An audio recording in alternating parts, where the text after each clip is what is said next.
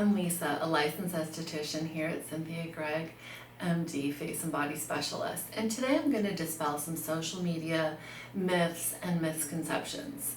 If you have any questions during my presentation, please email them to skincare.questions@cynthiagreggmd.com.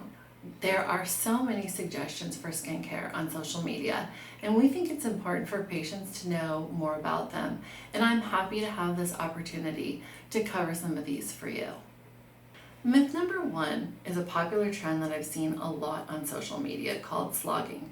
This is a trend that involves slathering on a thick layer of petroleum jelly, the idea being that it would help repair the skin's barrier and treat acne by locking in moisture.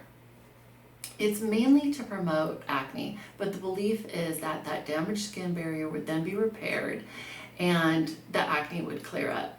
I would have to say this myth is false. Slogging is not something I would recommend, especially for acne patients, because slogging itself is normally done, like I said, with a thick base petroleum product in an attempt, again, to repair the skin barrier, but it has a great potential for clogging pores. Slogging does not get to the root cause of acne, and so it's not a course of action that I would recommend. Instead, I would focus on a good skincare routine that has proven acne fighting ingredients. I think you're going to find the results are much better.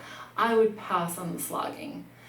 The second myth I want to talk about is ice rolling. It's used for anti-aging, the idea being that it's going to stimulate and refresh the skin. I would generally consider ice rolling safe, so I have to give this maybe a partial true, but if it's used too aggressively with too intense contact with the skin, the ice can in fact damage the skin, it can break capillaries, and it would be especially damaging to areas around the eyes, so you would need to use caution. If you love ice rolling, I would recommend that you use a barrier between you and the ice, maybe a piece of woven gauze, so that the skin doesn't stick to the ice. The most important thing is to use gentle pressure to limit the duration and to avoid sensitive areas like I spoke about, where you don't want to do the under eye or too close. You definitely don't want to do the eyelid. Myth number three are pimple patches for clearing acne. And again, I probably give this a cautionary yes, but maybe with some qualifications. Pimple patches are used, they're small adhesive patches that are used on top of a pimple. They're generally used for a long duration, 8 hours or more overnight, to help with acne. They're not designed for like a quick fix, like put it on for a few minutes. And the myth, like I said, is somewhat true. Acne patches do not directly clear up acne. They're really used more as a barrier. There's no active ingredients in most of the ones that you find on the market. They do absorb some moisture, so if you have a whitehead and you want to use something that's going to absorb a little bit of that moisture, you can put a pimple patch on. But the main thing is that while there are benefits to covering the breakout, for example, especially with younger patients who are really tempted to pick or squeeze the breakout, it's a great idea to use that as a little barrier to avoid the temptation to pick or pull or squeeze at the breakout. But the most important thing to remember is that these patches do not replace a proven clinical skincare routine with proven acne fighting ingredients.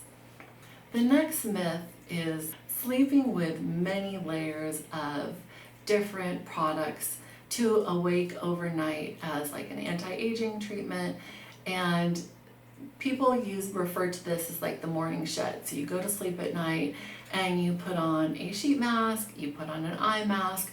Some people are even doing mouth taping where they actually tape over the mouth to help them breathe through their nose. The idea being that this is helping with hydration, it's helping with skin laxity. I'm gonna have to give this one a false too. While the idea of layering all of these products it might be appealing in general, it doesn't help the efficacy of a sheet mask or an eye mask to wear it overnight. In fact, I recommend that if you want to use these products, which can be very beneficial, that you wash your face, you put on an eye mask or a sheet mask, you leave it on for say 20 minutes, and then you just resume your normal skincare routine. So you're still getting all the actives on your skin overnight. And although, it can be super satisfying watching somebody take all of these sheet mask and the eye mask and the mouth tape off in the morning, I think you're going to get a much better restorative sleep overnight when you're not having all these barriers on your face. So again, I'm going to have to give that one a false. And in general, with any of these social media trends, I always emphasize using common sense. If something sounds like a quick fix or it sounds too good to be true, it probably is. And in general, online, I always say use caution.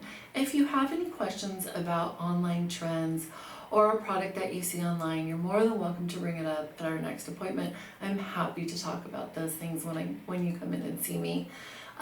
Thank you so much for watching my presentation. Please be sure to watch my colleagues' presentations as well and learn more about myths and misconceptions in aesthetics.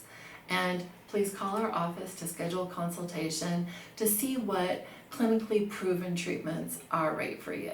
Thank you so much for watching.